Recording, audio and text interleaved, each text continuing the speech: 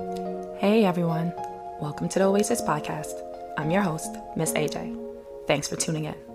An oasis is something that provides refuge, relief, or pleasant contrast, and that is exactly what you can find tuning into the Oasis Podcast. This will be a space where I and special guests will be cultivating intentional and honest conversations about life's journey. So what are you waiting for? Subscribe now. Also follow us on Instagram at the Oasis Podcast. That's TheOasis Podcast. Hey everyone, welcome back to the Oasis Podcast. Thank you for joining us again for our third episode. So I've received a lot of support, a lot of comments about the podcast, and one that seems to be reoccurring is those who are like, you know, what direction are you kind of going with this? And I want to, clarify that for everyone. And honestly, this is still very new to me. I'm still working out the kinks. I'm doing all this solo, so I am figuring things out. It is a little rough, which I am aware and I'm going to work on. But of course, as you do things a little more, things get better. But I just kind of want to clarify for some folks, those of you who do listen to a lot of podcasts, you'll know that they're all very unique, all very different. And some tend to be really, really structured and some kind of just aren't. And I honestly am not looking to fit any mold. I am not looking to have something that's super, super structured or anything like that. I'm really just doing what feels organic. Those who kind of know me know I love having great conversations. I love just sitting and just talking about anything and everything. And that's the feel that I want my podcast to have. And so if you are looking for that, you are in the right place. If you're looking for something that tends to be a little more structured and you know what to expect and how to expect it, I'm not sure you're going to get that here. And that's okay, I definitely suggest finding something that fits you. But I like the idea and I want the feel of being on a nice comfy couch with one of your favorite people and just talking about anything and everything. And that's the flow I guess I'm looking for and I'm trying to have on my podcast. And I just felt like I needed to clarify that for some folk. And those who know me know that that is so me. And of course, those of you who are getting to know me will get to know that that is exactly who I am and what I am aiming for. So it is Women's History Month. So happy Women's History Month to all the lovely ladies out there. Fellas, you can also show some appreciation. You'll have your time to gloat and be in the light. But this month we are appreciating our wonderful women. And of course, we need to celebrate our women every day, not just in March. But this has been pretty interesting, Women's History Month, and interesting in a good way. Maybe this is the first year I've actually really been conscious about celebrating it. And I've done so in different capacities. But I guess it's also been on my mind simply because since about last year or so, I've really aimed to foster more positive relationships with women, both personally and professionally. And I feel like this year it's really come to fruition, like it's really coming together. So professionally, my organization has been able to start a women's support group, which I thought was super, super amazing. And I'm happy that it happened, and it came out of a meeting that I helped co-lead. And the women in that meeting, we were talking and really just just talking about life and things we're working on. And the idea came from that meeting, and it actually panned itself out the first day of March, which was Women's International. It's International Women's Day, excuse me. And it was great. Like, it was such a great experience, and I'm looking forward to the next one. It was good to see women from all walks of life, mothers, those who were younger, those who were married without kids, those who were more seasoned, just every walk of life. we were able to really connect. And we wouldn't have known that we were able to connect on certain levels if we were all sitting there in the same space. So it was really, really great. And another way that I've been like personally trying to connect with women is one, of course, women that I already know, right? Family members, especially women who are friends and colleagues as well. Well, colleagues who become friends. But also I started looking to foster more relationships with just women who are outside of my circle, because I feel like you won't necessarily grow as much as you can if you're just always surrounded by the same people. So I made myself uncomfortable, which is a thing for me. Like I say, I'm selectively social. And I am, and I hate sometimes going out and being around people I don't know and just strange places, but I've been forcing myself to do these things this past year or so. And so one way I was able to do that, or started doing that, was attending a women's group that is called Vine Women. And I thought that the group was such a great idea. I found it on Eventbrite really randomly. I decided I was going to attend, and I was able to attend it. I've been attending it for almost a year, I want to say. And I've met and networked with and interacted with so many amazing women so far. Again, from all walks of life, all ages, all ethnicities and backgrounds. The founder of the women's group is named Aletha Minter, and she was just so supportive, and has even allowed me to promote my wellness consulting business, AJO Consulting Services, and allowed me to facilitate self-care workshop for the members. And it's been such a great space to learn about other small businesses that are owned by women, but also just to talk and just have a space where we can get help and just be, I guess you can say. And so I thought that since I found so much connection and joy in attending this women's group, that she would be a perfect individual to have on the podcast as my first interview, and in honor of Women's History Month, that I would interview her, because she is a woman who I feel is really trying to connect women to other women and encourage us to lean on each other when we need help.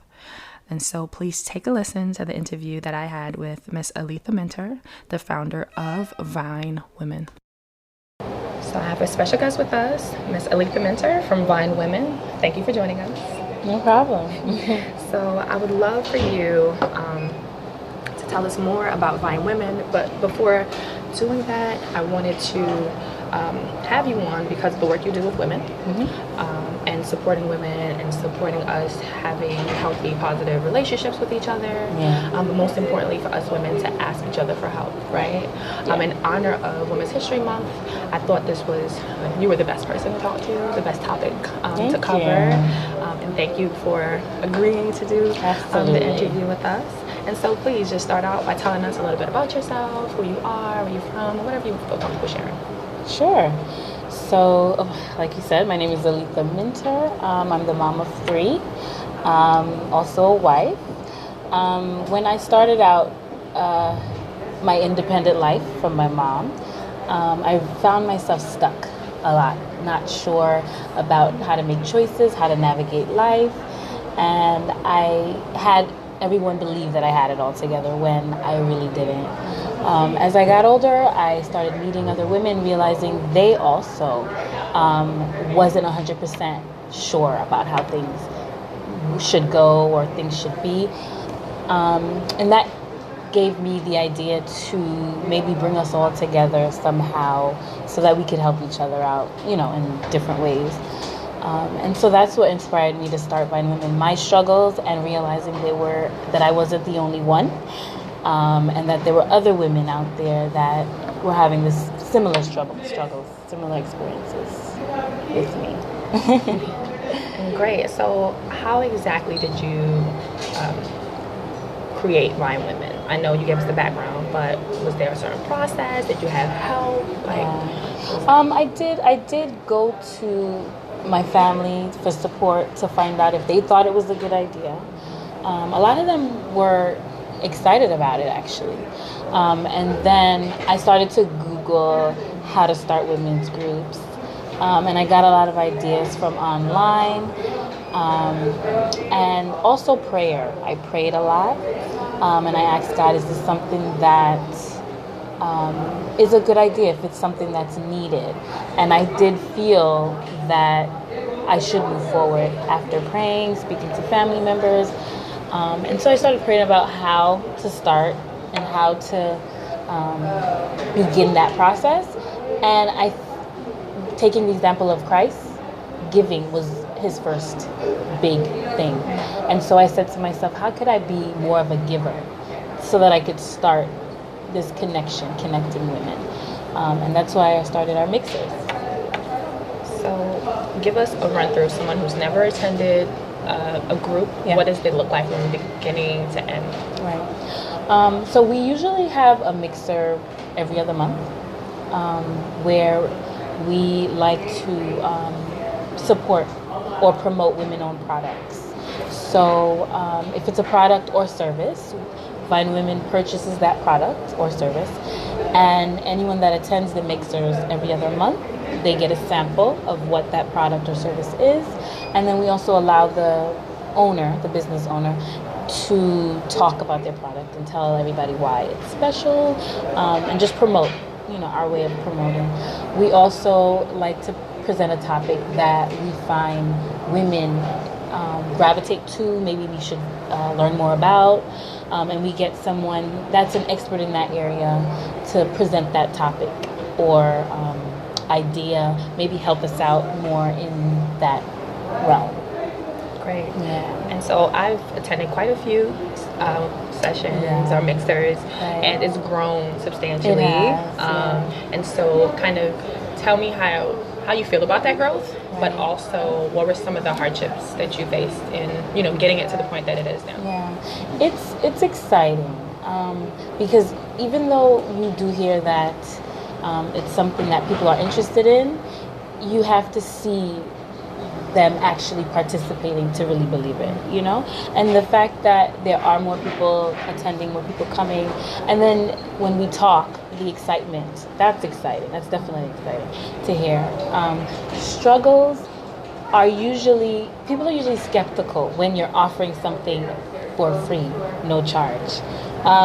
They usually look at you like, what are you trying to get me in? Right. And so I always try to keep it light and always remind them, it's totally up to you. There's no obligation. We're just looking to be supportive. That was mainly the biggest struggle, just the caution that getting people to buy in. Yeah, to the idea that, look, we're just doing this. We want to just be helpful. We just want to help you. We're not looking to get anything out of you. That's basically the biggest obstacle. Okay, so what do you wish you've known when you first started Vine Women?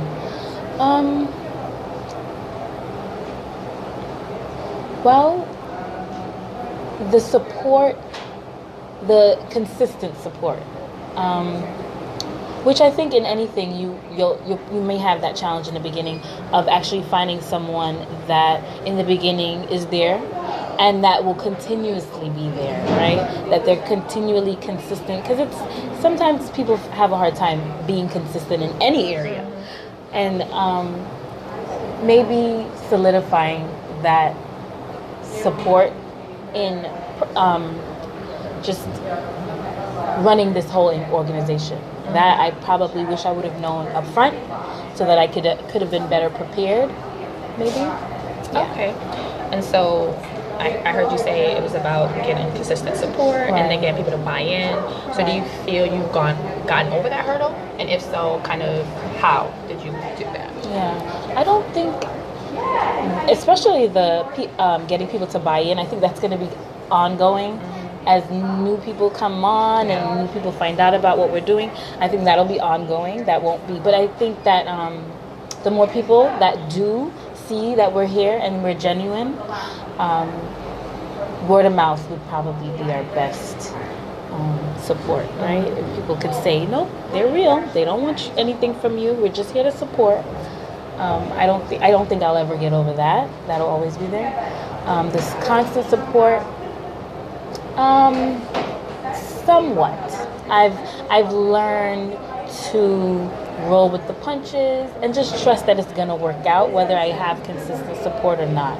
I think I have gotten over that. Yeah, that's important. Yeah. And so, what advice would you give to listeners? So it could be either if some people are listening and they want to start their own organization, or just in general in life, some gems you want to drop on women who might have started out thinking like, let me just pretend for the world I got it together, when inside you're falling apart, because I've been there. So what advice would you give to the listeners? So someone that leads everyone to believe that they have it together, but they really don't, that doesn't help anyone, honestly. You being honest about your struggles not only helps you, because you'll eventually get help, but then it also helps someone else. And we're not all drowning in struggles and no one sees, you know? For someone that wants to start an organization, just stick with it. You know, it's not going to look great from the beginning. It's not going to look great a year later. But if you really believe in your vision, just stick with it. Stay with your vision. Believe in your vision, and just continue. Just be consistent, even when it's good, even when it looks bad. Just stay consistent. That's my biggest advice. Thank you. Yeah. And so, who are the dope women in your life? Since we're talking about women and it's Women's History Month, who are the women that you look up to, that you appreciate? Absolutely my mom. Absolutely. And I will say, I did not appreciate my mom until I became a mom. Yeah. I used to criticize her and judge her, honestly, because she wasn't doing things I thought she should be doing. But then when I became a mom and I was faced with the same obstacles, very similar situations, you know, I was amazed by how she handled it. So she's definitely one that I have several, you know, several dedicated women in my family that are amazing, you know, amazing to all of us, not only their kids, but like just as the family on the whole. My mom definitely, though, she tops that list. Okay, so hopefully mommy listens, right? I know. She can hear the shout out. I will let her know. Shout out to mommy. Yeah. Okay. And so where and how can listeners contact you? So Instagram, Facebook, email. So we have our website, vinewomen.org. We are also on Facebook and Twitter. We haven't gotten to Instagram yet. I'm learning how to get into that. Okay. But yeah, we're on those other social media sites. So Vine Women, and then they can get in contact with you. Absolutely. Wonderful. So via email, they can reach out about either a business that they want you to support, right? Or mix their dates and things like that. Or even if they want to ask you some questions, maybe. Yeah. Okay, you're open to that? Absolutely. And if I don't have the answer, I will definitely contact anyone else that's in our group and see if they can help. Yeah. Wonderful. Thank you so much for joining us. Absolutely. So I hope you enjoyed listening to that interview. I definitely enjoyed interviewing Miss Minter. She's such a beautiful soul, and I encourage all of you who are interested to definitely attend Vine Women. It's held every other month, like Miss Minter mentioned, but it's really a great space. And she actually started doing off-month mixers, so now like every other month that we don't actually meet up for the group, she's starting to host events so we can get together and mingle. And April we are doing bowling, I believe, at Chelsea Piers. So definitely come out and have some fun, meet some ladies, network in a nice, fun environment. And I strongly, strongly encourage you all who are interested to attend. I'll definitely be there for sure. So again, talking about women, I wanted to have you all think about the dope women in your life, right? So yes, we are celebrating Women's History Month, but of course, women are around every day, right? And I think it's important for us to really think about those individuals who have really shaped us into the people that we are, into the people and the women we are becoming. And what better time to start, of course, for Women's History Month, but really to keep this thought kind of ongoing, right? So who are the dope women in your life, right? For me, I have so many in my personal and professional life, and I'm really, really grateful for that. I feel like a few years ago, I didn't really have that, or I couldn't really say that, oh yeah, I really know these amazing women. But now I feel like I really do. They're very different. They bring different things to my life, and I hope I bring different things to their lives as well. But I have like colleagues, who are out here traveling the world, starting small businesses and just spreading their magic, which I just love. They keep me inspired. They keep me motivated. They keep me grounded sometimes as well, which I totally need. And just also having family members, younger, older, just really out here doing their thing, raising their kids amazingly. You know what I mean? Just keeping it all together. Because Lord knows I probably would. I don't know if I was in their shoes, if I would be able to do it the way they're doing it. But also those who are younger, out here and grinding, they're in school, just even doing their own podcast and just... They're just amazing. I'm always amazed, and I try my best and my hardest to try to encourage them and give them words of encouragement and praise, because I feel like I know for a fact that when I was their age, I don't feel like I was really getting that, and so I try to give that to them and let them know I'm proud of them and they're amazing. Even sometimes because people are so close to us, we think they know, sometimes they don't. Sometimes they just need to hear, I think you're awesome. I think you're amazing. I'm proud of you. And so definitely try to take some time to start doing that, as often as you can, because words mean a lot, and you have no idea how just maybe a few words of praise can really just change someone's outlook and just make them feel so much better about what they're doing and where they are in life. So definitely, if you can do so, just say, I'm proud of you, or you're doing an amazing job, keep going. Or just even in checking in on those women in your life who are really out here grinding, because a lot of times they need some support. A lot of times they need someone to kind of give them a push. And they might be tired too of being that person all the time.